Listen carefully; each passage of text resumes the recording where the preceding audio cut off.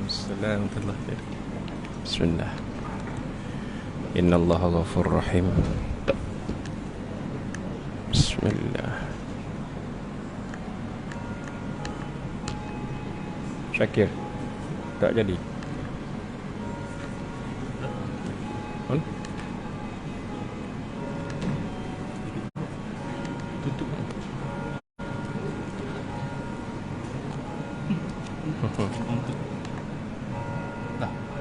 Okay. Bismillah. Bismillah walhamdulillah wa kafa billahi syahida. Allahumma salli ala sayyidina Muhammad wa ala alihi wa sahbihi wa sallim wa man wala. Sallallahu rabbuna ala nuril mubin Ahmad al-Mustafa sayyidil mursalin. Sallallahu rabbuna على النور المبين أحمد المصطفى سيد المرسلين. صلى الله ربنا على النور المبين أحمد المصطفى سيد المرسلين وعلى آله وصحبه وسلم. اللهم di qalbi wa saddid lisani bihaqqi Rasulillah Muhammad sallallahu alaihi wasallam. Amin ya rabbal alamin. Sihat semua? Alhamdulillahillazi hadana li hadza wa ma kunna linahtadiya laula an hadana Allah. Baik, semua dikasihi Allah Taala. Insya-Allah kita sambung perbincangan tentang sabar itu cinta. Berakhir sebelum ini adalah berkenaan dengan jenis-jenis sabar yang ada dalam perjalanan setiap daripada kita ini. Perbezaan kesabaran setiap daripada kita ini adalah berbeza. Dan selalu dan suka nak ingatkan kepada semua, dalam memaknakan sesuatu itu, memaknakan sesuatu kena lihat kepada hakikat dia, kena lihat kepada keutamaan dia, kena lihat kepada keperluan dia. Memaknakan sesuatu, sekiranya memaknakan sesuatu lain daripada makna yang asal, dia akan tergelincir. Maksud, kalau hadirin yang kita bincang nak ingatkan balik, maksudnya kalau kita maknakan sabar seperti mana hadirin maknakan selama ini, maksudnya sabar yang kita faham tak membawa apa-apa makna lah. Seolah sabar yang kita nak bangunkan ini seolah suatu penderitaan atas diri, suatu perkara yang merugikan. Sedangkan makna kepada sabar itu hakikatnya adalah kepada syurga Allah Ta'ala. Sama kalau hadirin memaknakan apa sahaja rasa dalam diri. Sekiranya memaknakan marah mengikut rasa hadirin, cara yang hadirin maknakan marah, maka marah itu tidak membawa kepada kebaikan yang baik. Sepatutnya kalau kita mendapati makna kepada marah, dia akan membawa kepada nilai yang benar. Kenapa? Kerana sifat marah mesti ada dalam membangunkan syariat Islam. Kena tegas. Kalau salah kena sebut salah, kalau benar kena kata benar. Betul tak ni? Bukan soal kita akan terjejas dari sudut periuk nasi kita, tidak. Soal kita dengan Allah Ta'ala, dia ada ketegasan. Yang hadirin selalu orang duk sebut apa ni, bukan orang, selalu yang kita duk sebut dan doakan, Allahumma arinal haqqa haqqa warzuqna tiba'ah. Ya Allah, saat aku melihat kepada suatu kebenaran, maka rezekikan kepadaku untuk mengikutinya. Hak ke atas perkara yang benar kena ikut, kena buat. Kalau salah, salahlah. Tidak ni? Salah. Jadi kalau memaknakan setiap apa yang kita faham mengikut selera kita, agama akan rosak. Agama akan rosak. Ini memaknakan kepada nilai ketauhidan kepada Allah Ta'ala mengikut rasa sendiri, rosak. Sungguh. Allahumma salli ala Muhammad. Nampak semangat tak cakap? Semangat tak? Baru sampai pukul 11.30 pagi tadi. Baru dari Madinah 11.30 di KLIA. Berasa cukup dah, kok rehat ke boleh. Alhamdulillah boleh mari. Alhamdulillah. Hadirin semua yang dikasihi Allah Ta'ala, sedikitlah nak ambil isu. Siapa tahu Bukit Maruah? Tahu kan? Bukit Maruah ni kalau kita dalam urusan haji dan umrah, ada tempat kita nak bertahlul pada kali yang ke-7. Safa Marwah. Boleh tak ni? Di atas Bukit Marwah itu dia ada sedikit ketulan-ketulan batu yang tidak ditutup seperti Bukit Safa. Bukit Safa dia lain, istimewa. Bukit Safa ni subhanallah. Hadirin kalau pergi duduk kat Bukit Safa ni, hadirin akan melihat bagaimana seorang Nabi dan Rasul Muhammad sallallahu alaihi wasallam disakiti oleh Abu Jahal kalau berdiri kat Bukit Safa. Cuma di Marwah ni ada ni perangai hak dia pergi sujud dekat batu tu kenapa? Ni perangai dia memaknakan nilai tauhid dia kepada Allah Ta'ala. Dia duduk solat, dia duduk sembah, dia duduk sujud. Kita bukan nak kata dia tu sembah batu, tapi kenapa dalam keadaan bersela pergi letak dahi itu kepada batu itu? Dia letak batu, letak gitu. Salah kah? Kau okey lah macam tu? Salah tak? Jangan buat begitu. Jangan buat begitu. Hadirin, nilai tauhid, nilai akidah, nilai kepercayaan kepada Allah Azza wa Jalla sampai berada di depan Kaabah, Allah kata wala tusyrik bi syai'a. Kamu jangan syirik kepada aku dengan sesuatu pun. Yang depan kita itu Kaabah. Hadirin menghadap kiblat sekarang ni kan, Kaabah tak ada depan mata, tapi kita menghalalkan kiblat kita. Sekarang Kaabah depan mata. Allah bagi tahu kamu kena bersihkan diri. Kamu kena sucikan diri kamu, hati kamu. Wala tusyrik bi. Kamu jangan sampai syirik kepada aku. Mana dah tahu siapa-siapa tengok Kaabah depan mata duk berasa Kaabah lah tempat nak kena sujud. Kan? Sebab orang tanya, ustaz, bila solat depan Kaabah tengok Kaabah ke tengok tempat sujud? Ni nak memaknakan sesuatu, nak memaknakan pada sesuatu. Kalau hadirin memaknakan sesuatu, lebih-lebih lagi dalam urusan agama mengikut selera, rosak habis agama. Rosak. Dia rasa ikut sedap dia nak buat. Orang tegur marah, macamlah kau bagus sangat. La ilaha illallah. Bukan soal kita ni bagus sangat, kita nak ajak semua jadi bagus belaka.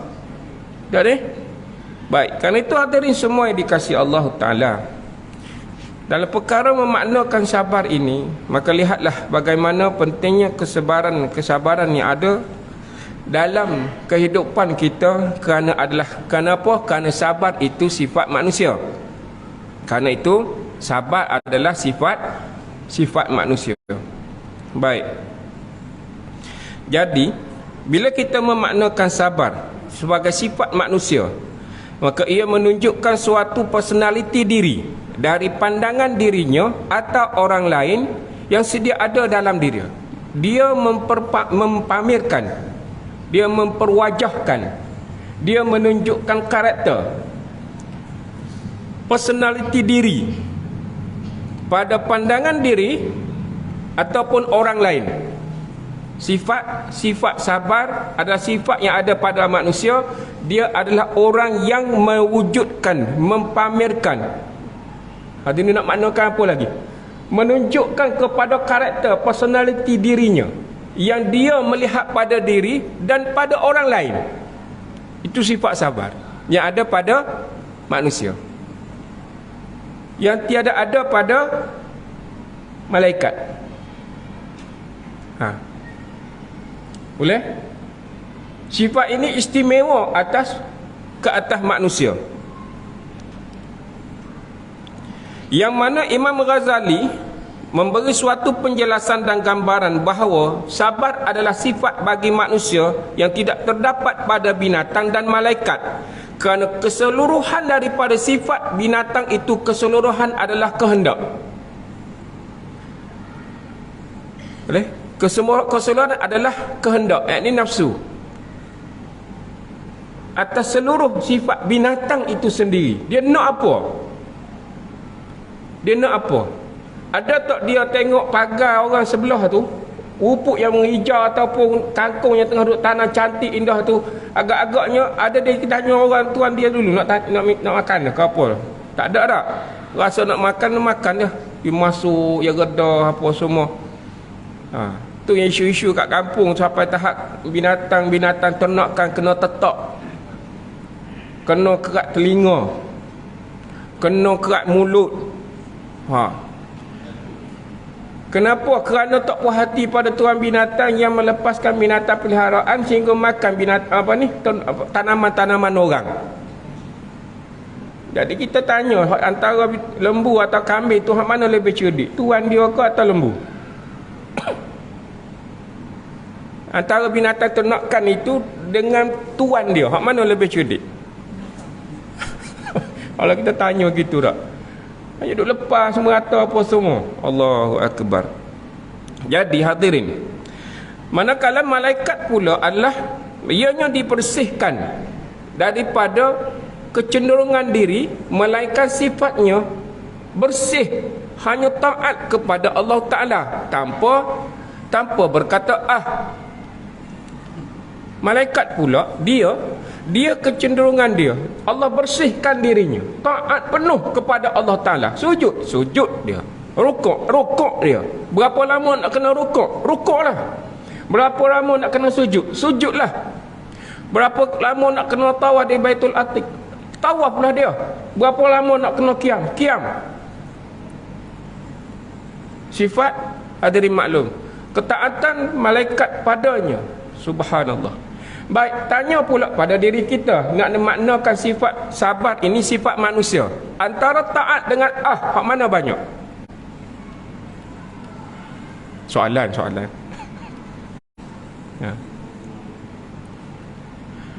Malaikat keupayaan dia untuk menafikan ada.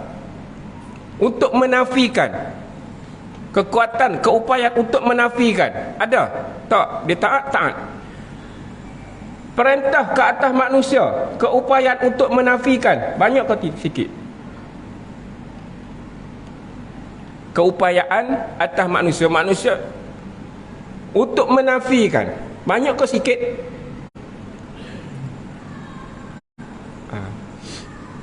Soalan tu saya lontarkan soalan ya tak? Boleh tak ni? Allahumma salli ala sayyidina Muhammad. Maka manusia, makhluk yang dicipta dengan suatu proses perkembangan yang bermula daripada usia bayi, dicipta padanya nafsu makan, diletak padanya nafsu. Pada bayi itu sendiri ada nafsu tak bayi? Ada kehendak tak dia? Bayi tak bercakap. Ada pengalaman jadi bayi tak? Ada semua ni. Oh tak tahu Ustaz, saya tak pernah jadi bayi, tak tahu besar macam tu. Masa bayi ada apa-apa dalam kehendak kita, apa yang kita buat dalam berkehendak? Nangis ya kan? Nangis. Adalah maknanya tu. Sakit kan, lapar ke apa. Malah tempoh itu sampai usia sebelum balik, apa yang kita buat? Berguling-guling kalau tak dapat. Tu tak ni? Ada pengalaman berguling-guling? Tak dapat apa anak tu, kat pasar-pasar lah, tak kira mana pun, guling-guling minta, melompat-lompat minta. Tak ada pengalaman tak? Kehendak tak itu? Kehendak itu adalah kehendak. Bila masa sampai kepada usia baligh, maka di sana adanya satu dinamakan akal untuk mengimbangkan antara kehendak dengan ketaatan. Maka di sinilah potensi sabar ke atas manusia mula terbimbing. Potensi menjadi seorang yang penyabar mulalah ia tersusun. Maka bila sabar itu adalah sifat manusia, maka lihat bagaimana kita membangunkan potensi menjadi seorang penyabar, atau selama ini kita membangunkan potensi menjadi siapa? Personality kita hari ini. Lihat ni, personality kita. Kadang kita bila dah sampai usia, minta maaf kalau kita dah sampai berumur, ke atas 40 naik dah 45 nak sampai 50 60 70. Masa tu sampai-sampai keadaan tertentu kita dah mula rasa reda. Kan? Ada juga hak umur 50 60 70 pun masih lagi dengan perangai yang sama pun ada. Cuma kita ambil hak baik lah. Dia nak marah pun dia dah mula fikir tua dah aku ni. Kan? Saya ni lah ikut pengalaman hak ni lah selepas PKP ni. Soalan yang pertama kali pergi ngejakan umrah, berasa tua dah rasa. Berasa tua. Nak selesaikan umrah daripada tawaf sampai ke tahlul tu rasa subhanallah. Ya Allah, keren betis. Keren. Kata tua dah aku ni. Tua. Tak sampai 50 hari ni tadi, tapi berasa la haula wala quwata illa billah. Ingat tak masa kita bincang sebelum ini, peranan kaki besar, peranan dia menggalas beban di atas ni, menggalas beban di atas ni. Oh subhanallah, kena sekali krem terduduk senyap, tak boleh buat apa, senyap je kita. Sian kat kaki. Wa tashhadu arjuluhum bima kanu yaksibun. Dia bersaksi banyak perkara atas urusan diri kita dengan kaki ini hadirin. Allahu akbar. Maka hadirin semua yang dikasihi Allah Ta'ala, maka manusia itu diangkat darajahnya, diangkat darajahnya dengan kesabaran yang dibangunkan dalam dirinya, dengan makna yang dia faham mengikut Al-Quran dan Sunnah. Boleh? Maka kedudukannya diangkat oleh Allah Azza wa Jalla. Bila dia memaknakan sabar mengikut selera dia, maka dirinya tak ubah seperti binatang. Bila dia memaknakan sabar mengikut Al-Quran dan Sunnah dan mencontohi baginda Rasul Muhammad sallallahu alaihi wasallam, dia lebih mulia daripada malaikat. Apa bukti yang dia lebih mulia daripada malaikat? Bila malaikat datang ke atas orang-orang yang dimasukkan ke dalam syurga Allah Ta'ala, malaikat memberi salam. Wal malaikatu yadkhuluna alaihim min kulli bab. Dan para malaikat datang daripada setiap penjuru pintu syurga.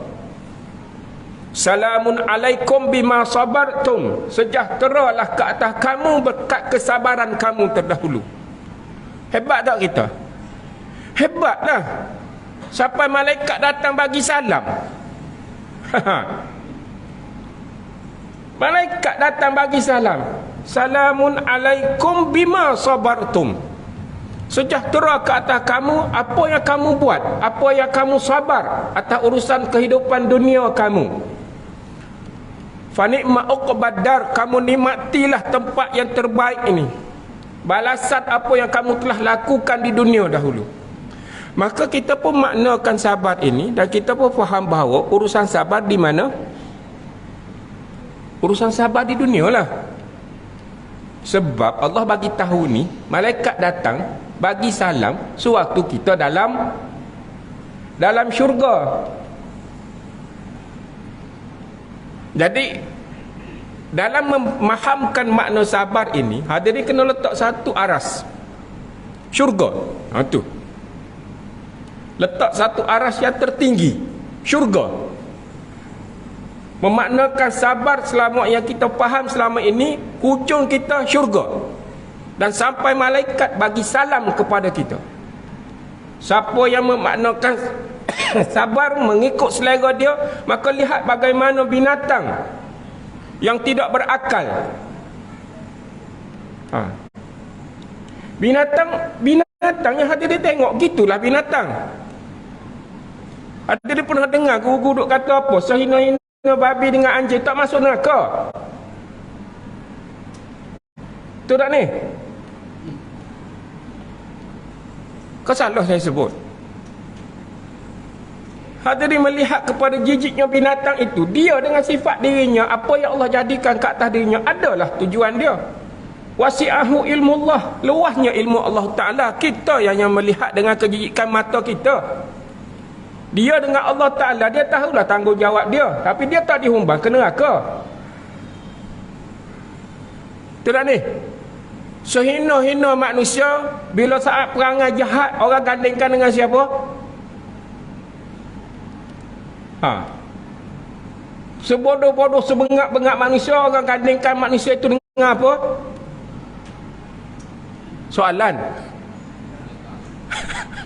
Kita gandingkan dengan apa? Sebengak-bengak manusia. Dia kata apa? Bodoh macam, hak cakap bodoh macam lembu tu dia minum tak rasa lembu. Soalannya gitu lah. Soalannya gitu. Tapi nak gandingkan dari sudut gandingan-gandingan ini, tapi nak kita tahu apa? Dari sudut makhluk itu, dia dengan sifat dia. Boleh tak ni? Dia dengan sifat dia. Allah pun bagi tahu, siapa yang duduk dalam kesesatan, dia seperti binatang. Siapa yang duduk dalam kesesatan, dia seperti binatang. Bal adall, maka bahkan lebih sesat lagi. Lebih sesat. Sebagai tamsilan. Sebagai kita nak compare. Kalau orang ganding kita dengan apa? Sehina-hina kita, orang kata apa? Macam kucing kurak. Berasa macam mana? Tu tak? Mu ni Allah pun macam kucing kurak. Mari berasa hina diri. Tu tak ni? Tapi hak cakap kita macam kucing kurak tu, dia kucing labaka mana? Allah. Allahumma salli ala sayyidina Muhammad. Maka dari semua yang dikasihi Allah Ta'ala,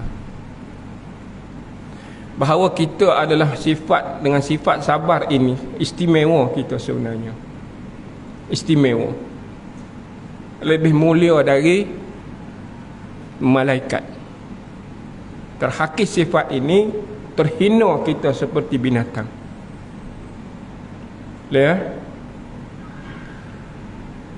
Allahumma salli ala sayyidina Muhammad. Maka hadirin, dengan sifat inilah kita belajar daripada baginda Rasul Muhammad sallallahu alaihi wasallam. Bagaimana seorang nabi dan rasul yang mana diceritakan oleh Abdullah bin Mas'ud radhiyallahu anhu berkata, seolah-olah aku melihat Rasul Muhammad sallallahu alaihi wasallam bercerita tentang seorang nabi yang dipukul oleh kaumnya hingga terluka dan berdarah. Kemudian dia mengusap darah tersebut dari wajahnya sambil berdoa. Dia sebut apa? Allahumma ghfir li qaumi, Allahumma ghfir li qaumi fa innahu la ya'lamun.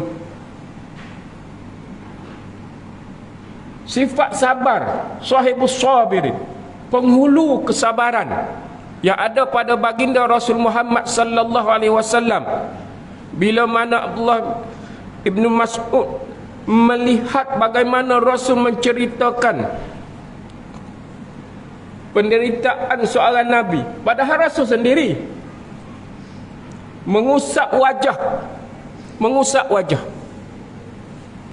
Taif, bandar bisu, saksi bisu yang melihat perjuangan seorang nabi dan Rasul. Atau didengar banyak dah kisah pasal ni. Cuma diri nak gambarkan bagaimana Masjid Adas, tahu kan Adas kan? Yang mendengar Rasul Muhammad menyebut bismillah tu kan, dan menerima Islam kan, pergi kepada Masjid Cook, antara Masjid Adas ke Masjid Cook, saya rasa dekat, mungkin 500, mungkin 700. Berhenti daripada Masjid Adas setelah melawat sedikit kesakitan dapat makan anggur, dapat sedikit tenaga, bergerak pergi ke Masjid Cook. Cook ni tempat Rasulullah duduk, letak gitu sampai lekuk batu tu. Masjid tu ada jizat, lekuk batu. Jarak Adas dengan Cook tu saya duduk tengok dalam 700 kalau kita daripada surau ni ke mana, Sampai simpan depan nak keluar jalan besar tu. Boleh tak? Kau dekat lagi. Baik, letak jarak itulah. Hadirin nak datangkan satu gambaran bagaimana seorang Nabi dan Rasul bergerak dalam kesakitan. Bergerak dalam kesakitan. Hingga mana selipar yang dipakai tu bunyi kesan. Yang dipijak di atas selipar itu bunyi apa? Bunyi darah. Hadirin nak bayangkan, daripada Masjid Qub hingga ke bumi Mekah, satu hari perjalanan dengan ukuran map hari ini. Ukuran kita tengok dengan map, lebih kalau jalan kaki satu hari.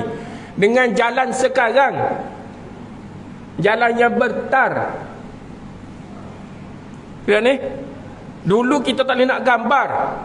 Berjalan dalam keadaan sakit, berdarah, mengusap pada wajahnya, air mata, darah. Namun dia menyebut kepada umatnya, Allahumma ufir liqaumi, Allahumma ufir liqaumi.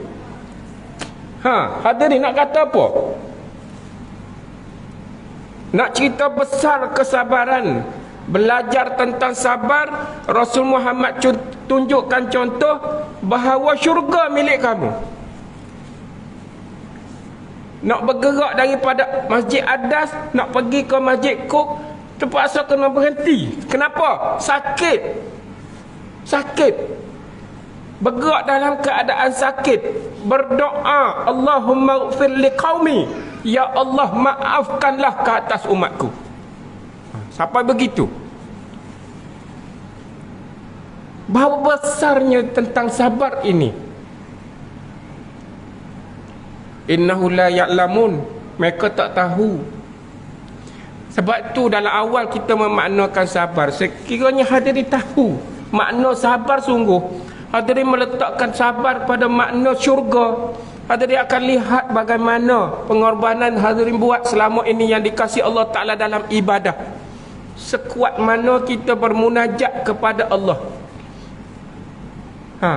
sekuat mana kita menanggung penderitaan kehidupan dunia. Ya, hadirin letakkan kesukaran, kesusahan dengan apa cabaran dunia ini, hadirin berkata bahawa di sini adalah untuk syurgaku. Allahu Akbar.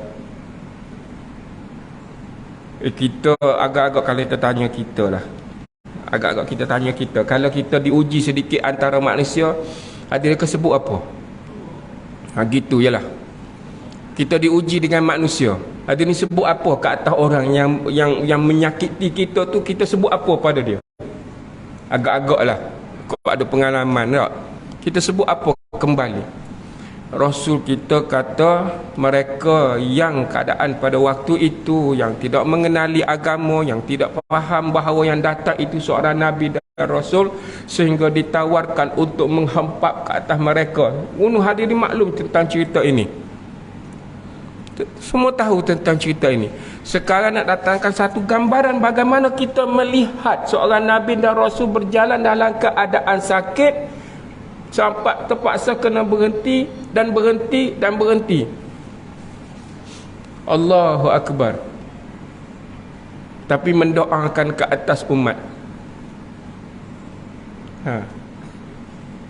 Allahumma salli ala Muhammad. Jadi kita tanyalah keadaan diri kita hari ini. Bagaimana keadaan kita bila berhadapan dengan ujian manusia?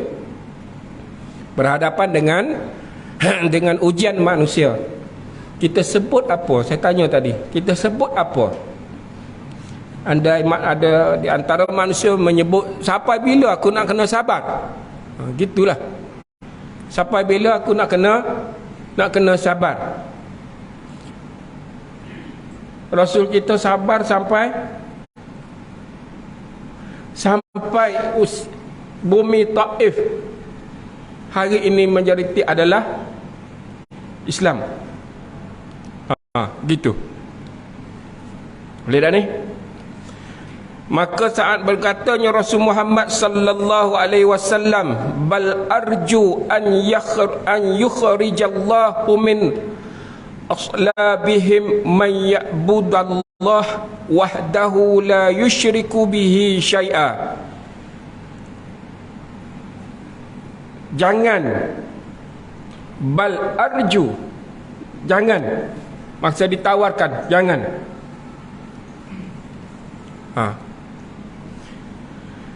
Aku memohon kepada Allah agar akan ada di kalangan anak cucu mereka nanti yang beriman kepada Allah dan hanya menyembah Allah sahaja. La yusyriku bihi syai'a, yang tidak akan mensyirik kepada Allah Ta'ala akan sesuatu. Hadirin, kasih Rasul ni subhanallah. Minta sofa, bukit sofa jadi emas. Gagang Quraisy ni minta sofa jadi emas. Saya tanya jemaah, kita bawa ziarah dalaman. Saya tanya jemaah sekalian, saya tanya, sekiranya Rasul kita dia berdoa minta sofa jadi emas, doa para Nabi ni hadirin kena ingat. Nak sebut tu Allah boleh makbul masa tu juga. Andai sofa itu jadi emas, siapa dapat emas sofa sekarang? Andai sofa itu menjadi emas, hari ini siapa yang dapat daripada bukit sofa itu emas daripada bukit sofa? Agak-agak dapat tak kat kita hari ini? Soalan. Tak dapat apa-apa tak? Tak dapat apa-apa tak? Andai kata hari ni tak, mungkin dah jadi zon larangan, jadi kawal ketat, minta kena tembak. Kenapa? Kerana sofa itu emas. Tak ada kat kita. Pembesar Quraisy dah lama dah ambil, kiki sampai ke lubang dalam kondoh. Betul tak ni? Hari ni siapa dapat dengan dunianya? Hari ni siapa yang dapat dengan dunianya? Dapatlah masing-masing dengan habuan dunia hari ni. Masing-masing dapat tak? Kerana dunia itu ditinggalkan. Kalau dunia itu milik seseorang, hati dia tak mengencapi dunia hari ni. 70-an dengan zaman 70-an tak bergerak-gerak. Betul tak ni? Siapa yang pernah hidup zaman 70-an yang ada sekarang? Ada tak? Dia tahulah zaman 70-an hingga ke hari ni apa dia lihat perkembangannya. Betul tak ni? Kalau sebut pasal telefon ni hak canggih-canggih sekarang ni, dia sebutkan budak-budak ni, anak-anak hari ni, ingat tak telefon hak rubuh shilling tu, hak masukkan shilling tu? Ada pengalaman bergayut tu? Kau tak ada? Hak shilling bercekak kat tangan tu. Cakap kat dunia generasi hari ni tak tahu apa pun. Dunia dah ditinggalkan. Dunia ditinggalkan. Bila Quraisy minta sofa jadi emas, Jibril datang sampai salam daripada Allah bahawa kau minta sofa menjadi emas boleh. Allah tak akan nafikan doamu. Tapi ingat, siapa di kalangan umatmu yang kufur, lebih dahsyat azab ke atas kamu. Tak umat. Oh, biarlah hidayah yang datang kepada mereka. Biarlah hidayah. Hadirin, subhanallah, berhadapan dengan kerenah manusia. Sebab itu sifat sabar ini mulia ke atas manusia bila dia memaknakan mengikut Al-Quran, Sunnah dan apa yang difaham dari perbahasan daripada para guru, maka dia akan lihat kemuliaan dirinya atas kesabaran dirinya. Kalau dia memaknakan sabar mengikut seleranya, maka lihat bagaimana terhinanya dia di sisi Allah Ta'ala. Dah isyak lah. Okay, baik. Lihat. Kerana itu hadirin semua yang dikasihi Allah Ta'ala, memaknakan sabar ini adalah suatu perkara yang penting. Kerana yang sifat istimewa atas manusia yang dia mempamerkan, yang dia wujudkan, yang dia zahirkan. Maka hari ini kita dah mendapat sedikit maklumat dan kefahaman tentang sabar itu. Maka hari ini adalah hari yang kita nak mulakan.